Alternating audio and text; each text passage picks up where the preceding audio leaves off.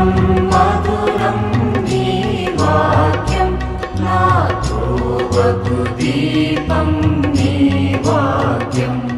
యేసు నామంలో మీకు శుభములు సమృద్ధిగా కలుగునుగాక. మధురం నీ వాక్యం అనే కార్యక్రమానికి స్వాగతం.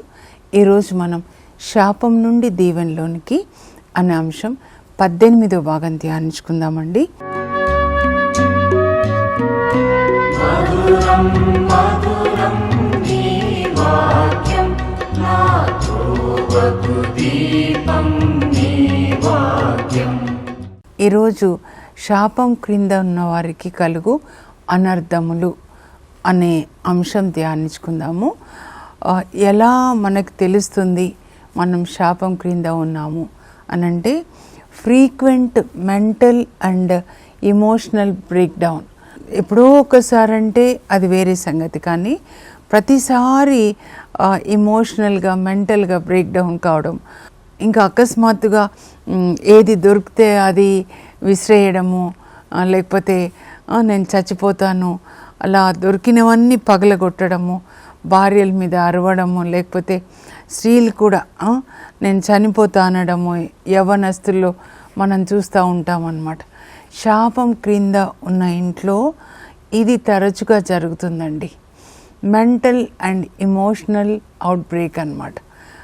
భావోద్రేకంతో కృంగిపోతూ ఉంటారన్నమాట. నన్నెవరు ప్రేమించరు, నాకేది మంచి జరగదు, నాకేది మంచి జరగదు, ఎప్పుడు ఎన్ని ఆశీర్వాదాలు దేవుడిచ్చినా కూడా వాళ్ళు అట్లా డిప్రెషన్లో ఉంటారు. ఇంకా ఏదైనా మంచిగా ఉన్నట్లుండి సడన్గా ఏది దొరికితే అది తీసుకొని మరి పగలగొడుతుంటారు, లేకపోతే కొట్టడము, ఇంట్లో ఉన్న వాళ్ళని కొట్టడం. ఇది శాపం క్రింద ఉన్న వాళ్ళ ఇంట్లో జరుగుతుందండి. ఇంకొకటి, దీర్ఘకాల అనారోగ్యంతో బాధపడతారు. ఇంకా చాలా నయం కాని రోగం అండి. డాక్టర్స్ దగ్గరికి వెళ్తే ఒకసారి ఇది అంటారు, ఇంకోసారి ఇంకొకటి అంటారు, ఆ తర్వాత అసలు ఏమీ లేదంటారు, కానీ రోగంతో బాధపడుతూ ఉంటారనమాట. ఒక్కొక్క ఉదాహరణ నేను బైబిల్ నుంచి చెప్తానండి. ఎక్కడెక్కడ ఎవరెవరు ఇది మరి అనుభవించారు. ఇది ఒక కర్స్ అన్నమాట. తల్లిదండ్రుల్ని చూసుకోకపోయినా, లేకపోతే ఎవరిదైనా అన్యాయంగా దోచుకున్నప్పుడు, పొలాలు దోచుకున్నప్పుడు, కానీ నాబోతుది దోచుకుంటాడు అహబ్రాజు, చూడండి వాళ్ళ ఇంటికి శాపం వచ్చేస్తుందన్నమాట. ఒకరి కన్నీళ్లకు మనం కారణం కాకూడదండి. దొంగిలించిన వస్తువులు, అపహరించిన వస్తువులు, ఆ తర్వాత అబద్ధాలు చెప్పడము, ఇవన్నీ కూడా మరి శాపాన్ని తీసుకొని వస్తాయన్నమాట. ఆ తర్వాత ఏంటంటే ఇంకా నాకు యాక్సిడెంట్ అవుతుందేమో అని, లేకపోతే మ్యారేజ్ బ్రేక్ అవుతూ ఉంటుందండి. విడాకులు జరుగుతూ ఉంటాయి, తరచుగా విడాకులు జరుగుతూ ఉంటాయి అన్నమాట. అంటే తరచుగా అంటే ఆ ఇంట్లోనే విడాకులు జరుగుతూ ఉంటాయి అన్నమాట. తర్వాత అంటే వాళ్ళకి, వాళ్ళ బంధువులకి, ఇంట్లో రక్త సంబంధులకి చాలామందికి అట్లా జరుగుతుంది. ఒక జనరేషన్ తర్వాత ఇంకొక జనరేషన్ అన్నమాట. శాపం క్రింద ఉన్న వాళ్ళకి ఇవి జరుగుతాయన్నమాట. ఒక్కసారి జరిగితే కాదండి, ఎనీథింగ్ దట్ అక్కర్స్ ఫ్రీక్వెంట్లీ అన్నమాట. మరలా యాక్సిడెంట్ జరగడం, మరలా అబార్షన్స్ జరగడము, ఆ తర్వాత శాపం క్రింద ఉన్న వాళ్ళకి మరి ఆ స్త్రీలకి సంబంధించిన రోగాలండి. ఏ ఇల్లైనా శాపం క్రింద ఉంటే వాళ్ళకి, ఆ ఇంట్లో ఉన్న స్త్రీలకి uterus problems, breast cancer, uterus problems కానీ అలాంటివి జరుగుతూ ఉంటాయన్నమాట. కొంతమంది ఎక్సెస్ ఆఫ్ బ్లీడింగ్ అంటారు, అలా రకరకాల ప్రాబ్లమ్స్ అన్నమాట. తర్వాత అకాల మరణాలు, సూయిసైడ్స్ అండి, ఆత్మహత్య చేసుకొని మరణిస్తుంటారనమాట. 2-3 తరాల్లో కూడా అది ఉండొచ్చు. ఆ తర్వాత యాక్సిడెంట్లో చనిపోవడం రిపీటెడ్గా జరుగుతాయండి. ఆ తర్వాత ఫైనాన్షియల్ ఇన్సఫిషియన్సీ, అంటే ఆ డబ్బు మరి వస్తూ ఉంటుంది కానీ ఎక్కడికి పోతుందో తెలియదు. ఎక్కడికి పోతుందో వాళ్ళ అవసరాలకి మాత్రం అది సరిపోకుండా వాళ్ళు అనుభవించడానికి లేకుండా ఉంటుందండి. కొంతమంది చెప్తారమ్మా, డబ్బు వస్తుంది కానీ రంధ్రాలు ఉన్న సంచిలో వేసినట్టుగా ఎక్కడికి పోతుందో తెలియదు. లేకపోతే కోర్ట్ కేసెస్కి డబ్బంతా వెళ్ళిపోవడం, హాస్పిటల్ బిల్స్కి వెళ్ళిపోవడం, ఇంకెక్కడైనా ఎవరికైనా ఇస్తే వాళ్ళు మాయమైపోవడం, చిట్స్ వేసాము వాళ్ళు మాయమైపోయారు.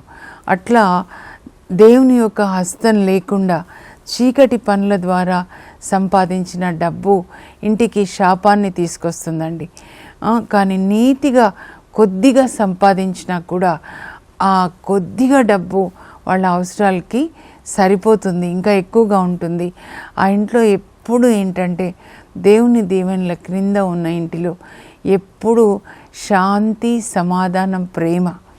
నేను ఎప్పుడు అనుకుంటాను, ఎక్కడైతే తల్లిదండ్రుల్ని గౌరవిస్తారో, మరియ తల్లి ఆ ఇంట్లో ఉండి ప్రార్థన చేస్తారు, అక్కడ యేసుప్రభు అద్భుతాలు చేస్తారు. తల్లిదండ్రుల్ని గౌరవించాలన్నమాట. ఇది శాపం క్రింద ఉన్న ఇల్లు అంటే సైతాను యొక్క అధికారం అన్నమాట. చాలామందికి తెలీదు, వాళ్ళ అవినీతితో సంపాదించిన డబ్బు, హృదయంలో ప్రేమ లేకుండా అసూయలు, ద్వేషాలు ఉన్న వాళ్ళ హృదయంలో సైతాన్ నివసిస్తాడు. ఏ ఇంట్లో సైతాను అధికారిగా ఉంటాడో ఆ ఇంట్లో ఇవన్నీ జరుగుతాయన్నమాట. అబార్షన్స్, యాక్సిడెంట్స్, విడాకులు, అనారోగ్యం, ఎప్పుడు మంచం మీద ఉండడం, ట్యాబ్లెట్స్ ఇట్లా పెరిగిపోతూ ఉంటాయన్నమాట. ఫుడ్ తిన్నంతగా ట్యాబ్లెట్స్ అన్నమాట. ఫుడ్ తినలేరు, మళ్ళీ ఫుడ్ తినకుండా అదొక శాపం. కానీ ఇట్లా అన్నమాట. ఆ ఇంటికి సైతాను అధికారిగా ఉన్నాడని చాలామంది గ్రహించరండి. సైతాను ఏ ఇంట్లో అధికారిగా ఉంటాడో ఇవన్నీ జరుగుతాయన్నమాట.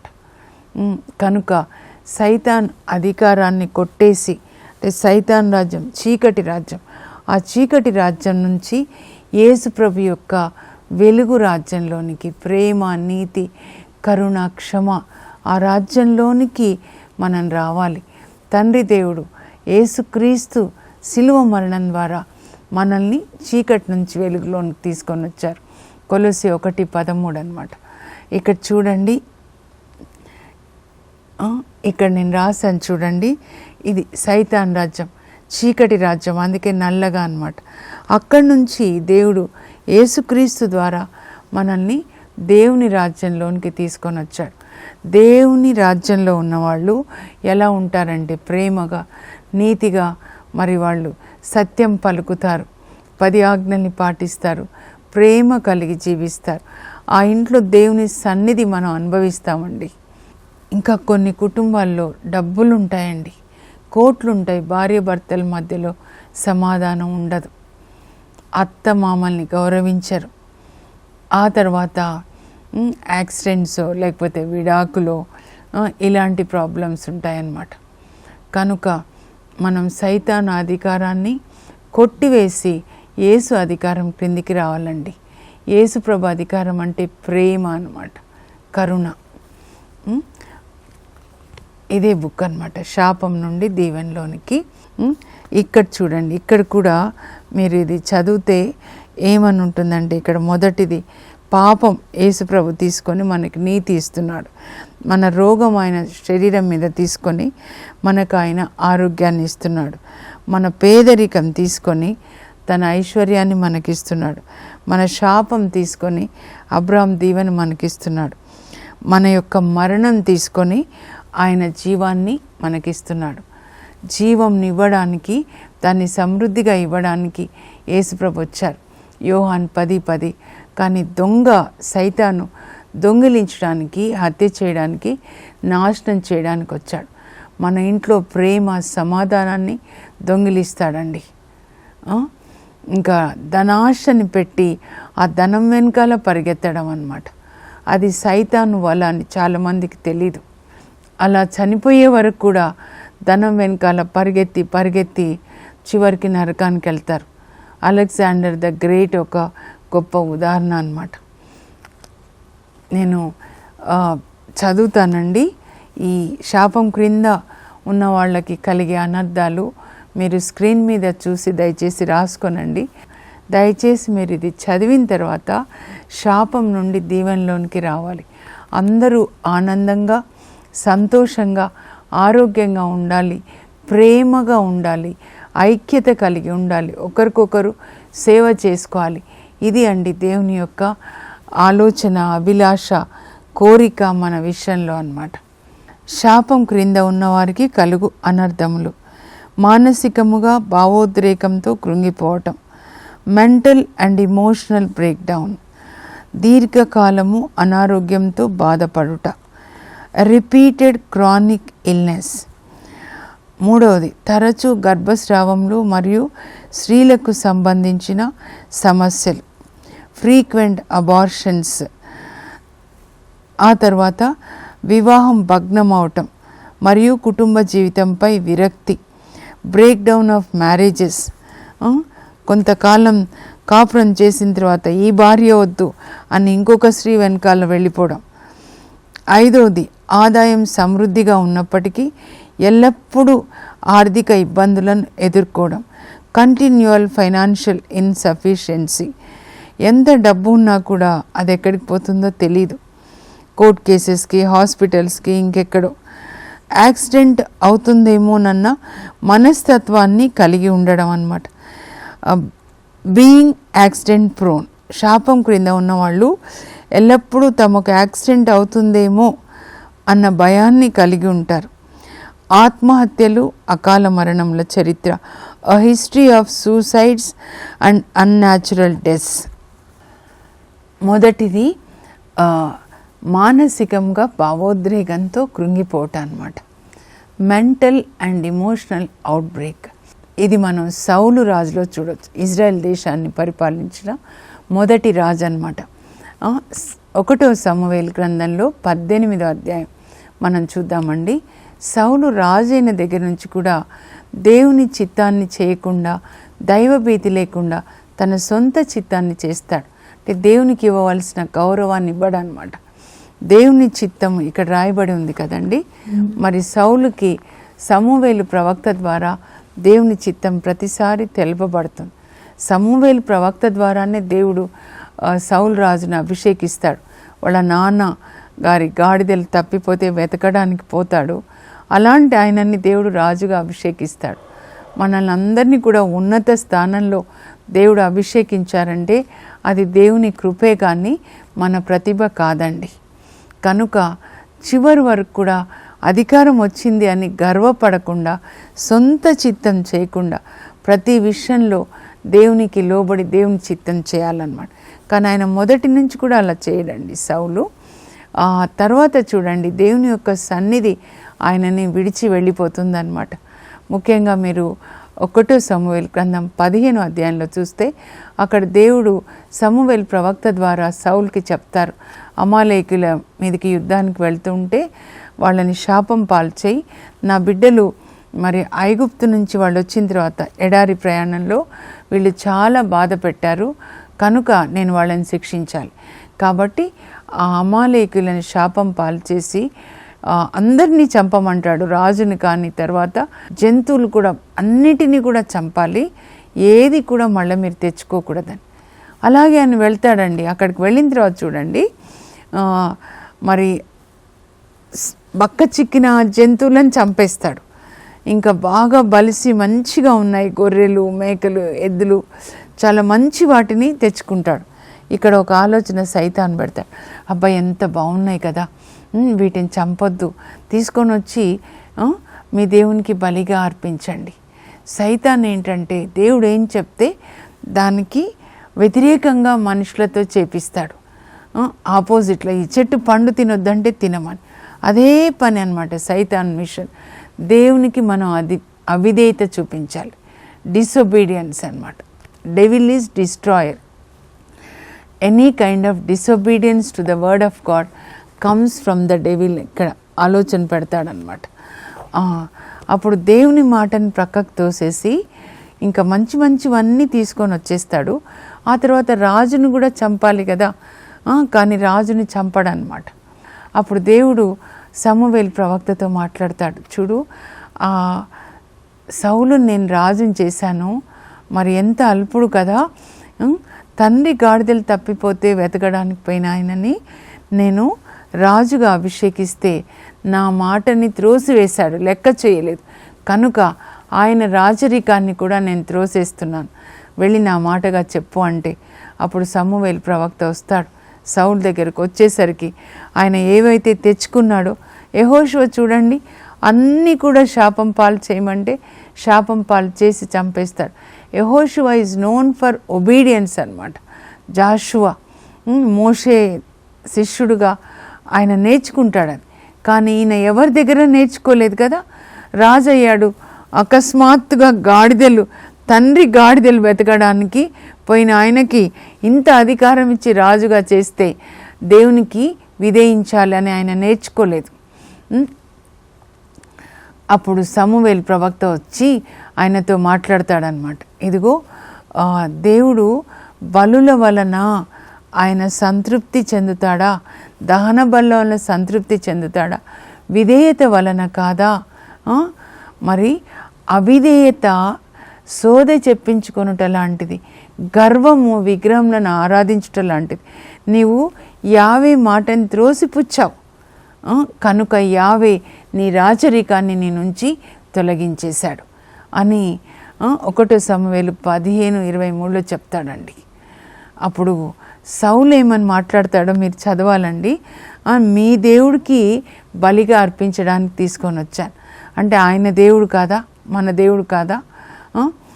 మరి దేవుడికి బలులు అవసరమా? దేవునికి అవసరమైంది బలులు కాదండి, విధేయత. మొత్తం బైబిల్ అంతా కూడా విధేయత. యేసు ప్రభు తండ్రికి విధేయించారు, అబ్రహాం విధేయించాడు, ఇసాక్ యాకోబులు, మరి మోషే విధేయించాడు, అలాగే జాషువా విధేయించాడు. కానీ ఈయనలో విధేయత లేదండి. ఆ తర్వాత చూడండి మరి అప్పుడే ఇంకా సమూయేలు ప్రవక్త చెప్తాడనమాట, నువ్వు అవిధేయత చూపించావు, దేవుని మాట ప్రక్కకు పెట్టావు, లెక్క చేయలేదు కనుక దేవుడు నీ నుంచి రాజరికాన్ని తీసేసి వేరే వాళ్ళకి ఇచ్చేశాడు. ఆల్రెడీ హెవెన్లో డిసైడ్ అయిపోతుంది, కానీ వెంటనే దేవుడు తీసేయడండి, కరుణామయుడు. ఆ లోపల సమూయేలు ప్రవక్త ద్వారా దావీదుని గొర్రెలు కాచుకుంటాడు, బెత్లెహేంలో కాస్తూ ఉంటాడు. అప్పుడు దావీదుని రాజుగా అభిషేకిస్తాడనమాట. అప్పుడు ఇంకా ఈ దావీదుని యుద్ధ భూమిలోకి తీసుకొని వస్తారు. గొలియాతుని దేవుని యొక్క శక్తితో గొలియాతుని సంహరిస్తాడనమాట దావీదు. అప్పుడు ఇంకా సౌలు ఏం చేస్తాడంటే ఈయనని సైన్యాధికారిగా పెట్టుకుంటాడండి ఈ దావీదుని అనమాట. ఆ రోజు యుద్ధంలో ఎవరు కూడా మరి సవాల్ చేయలేకపోయారు గొలియాతుని. ఈ ఇజ్రాయేల్ ప్రజల్ని కాపాడుతాడు దావీదు, వీళ్ళని కాపాడుతారు, మరి గొలియాతుని చంపి వీళ్ళకి జయం వస్తుంది, బాగానే పెట్టుకుంటాడు, సంరక్షకునిగా పెట్టుకుంటాడు సౌలు. అయితే వీళ్ళిద్దరు యుద్ధానికి వెళ్తుంటే సౌలు దావీదు అనమాట వెళ్తారు. మరి దేవుడు దావీదు వెళ్ళిన ప్రతి చోట జయమండి. ఒక్క యుద్ధం కూడా దావీదు ఓడిపోలేదు. మీరు జాగ్రత్తగా చదివితే ఒక్క యుద్ధం కూడా ఓడిపోలేదండి. అప్పుడు యుద్ధానికి వెళ్ళి జయంతో తిరిగి వస్తుంటే స్త్రీలు వాళ్ళకి స్వాగతం పలుకుతూ సౌలు 1000 మందిని చంపితే దావీదు 10,000 మందిని చంపాడు అని పాట పాడుతుంటే ఈయనలోకి పిచాచు వచ్చేస్తుంది. ఏం పిచాచు అంటే అసూయ అండి. అసూయ, నేను కదా రాజు, నన్ను తక్కువ చేసి దావీదుని ఎక్కువ చేశారు, అసూయ వస్తుంది.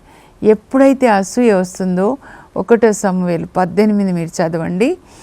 సౌలు నుంచి దేవుని యొక్క ఆత్మ వెళ్ళిపోతుంది, మరి దుష్టాత్మ సౌల్లోకి వస్తుంది అన్నమాట.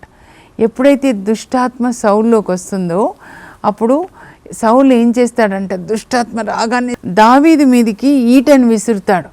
దావీదు ఈయన కొరకు సితార తీసుకొని దేవుని స్తుతిస్తూ ఉంటే అన్నమాట. కానీ దేవుడు దావీదుని కాపాడతారు. ఇట్లాంటిది అన్నమాట. ఈ శాపం క్రింద ఉన్న ఇంట్లో పిల్లలు కానీ లేదా ఇంటి యజమానురాలో ఇలా ఇమోషనల్గా అవుట్ బ్రేక్ అవుతారనమాట. కానీ దేవుని దీవెన క్రింద ఉన్న వాళ్ళు ఎన్ని కష్టాలు వచ్చినా కదలకుండా అలా ఉంటారు. వాళ్ళలో ఉన్న దేవుడు వాళ్ళకి ఆ కంట్రోల్, సెల్ఫ్ కంట్రోల్ని ఇస్తారనమాట. కనుక మనం ప్రార్థన చేసుకొని ఇలాంటి శాపం నుంచి విడిపించమని దేవుణ్ణి అడగాలండి. ఎవరు శాపం క్రింద ఉండాలని దేవుని చిత్తం కాదండి. యేసు ప్రభు మనందరి శాపాలు తన మీద వేసుకొని శాపమై మరణించి అబ్రహాం దీవెనలోనికి ప్రవేశించడానికి మనకి ద్వారం తెరిచారు. గలతీ 3:13-14 వచనాల ప్రకారం ప్రార్థించుకొని ఏ పాపం వల్ల ఈ శాపం వచ్చిందో ఆ పాపాన్ని విడిచిపెట్టాలి. ప్రార్థన చేసుకుందాం. పరలోకపు మా తండ్రి, మీ పరిశుద్ధ నామం నాకు స్తోత్రం కలుగును గాక. యేసయ్యా, మీరు మా శాపాన్ని మీ మీద వేసుకొని శాపం నుండి మాకు విముక్తినిచ్చి అబ్రహాం దీవెనలో ప్రవేశించడానికి, పరిశుద్ధాత్మని పొందడానికి మాకు కృపనిచ్చారు. కనుక ప్రభువా, శాపం నుండి దీవెనలోనికి రావడానికి మాకు కృపని దయచేయండి. మేము నాయనా ఈ పుస్తకాన్ని చదువుతుండగా ఏ పాపం వల్ల శాపం వచ్చిందో మాకు బయలుపరిచి ఆ శాపం నుంచి బయటపడడానికి, అబ్రహాం దీవెనలోనికి ప్రవేశించడానికి మా అందరికీ కూడా కృప దయచేయండి. యేసు పరిశుద్ధ నామంలో అడుగుచున్నాం తండ్రి, ఆమేన్. మీ అందరికీ కూడా శాపం నుంచి దీవెనలోనికి రావడానికి దేవుడు పరిశుద్ధాత్మ జ్ఞానాన్ని దయచేదురుగాక. కృపని, యేసుక్రీస్తు కృపని మీకు దయచేదురుగాక. God bless you. Have a blessed day.